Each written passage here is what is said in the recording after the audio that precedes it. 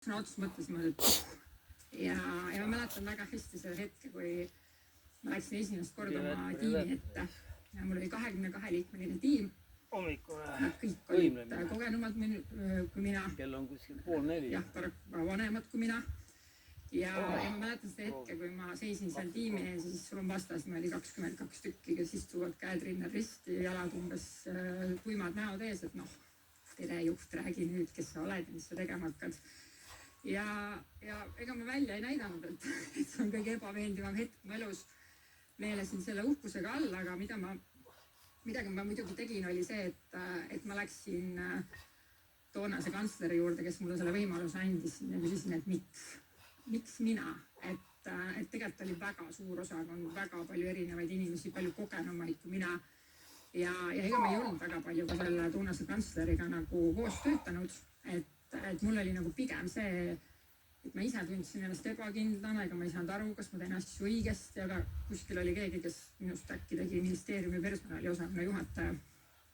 Ja see, kuidas toonane kantsler mulle vastas, arvan, see oli sõna-sõnalt midagi sellist, et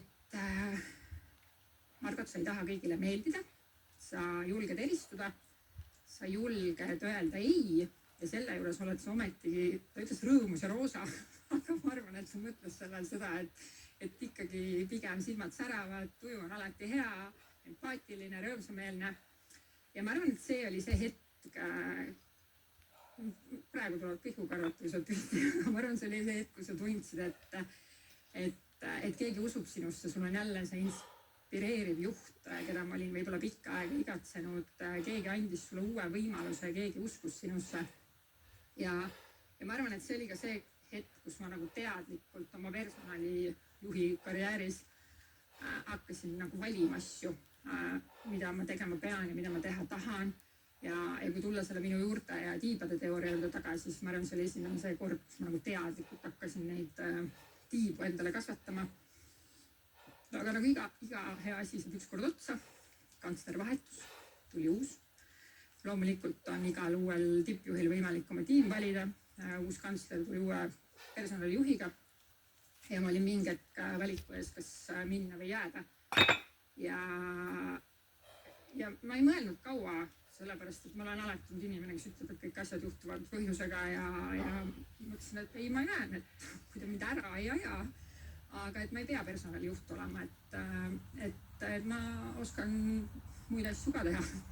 Ja tegelikult võtsin vastu uue väljakutse, haarasin kinni uuest võimalusest ja minust sai tegelikult juhuste tahtel üldse IT-projektijuht ja peakasutaja toonasele HTML siseveebile, sest see koht oli vaja täita ja mina olin see pikk.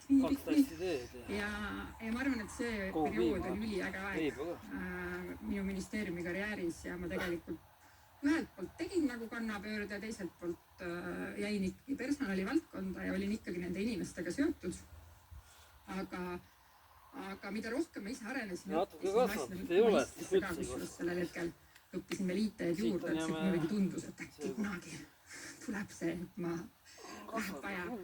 Ja siis mingi hetk ma tundsin sellest, et mul ei ole nagu juhti või sellist liidrit või sellist eeskuju või kuidagi see juhtimiskvaliteet, millest täna siin paneelis ka juttu oli, et ma ei tea, ma kuidagi kogu aeg selles mõttes, et kas see ikkagi on see ja kas ma ikkagi tunnen, et mul on mingi väärtus siin ettevõttes ja nii edasi.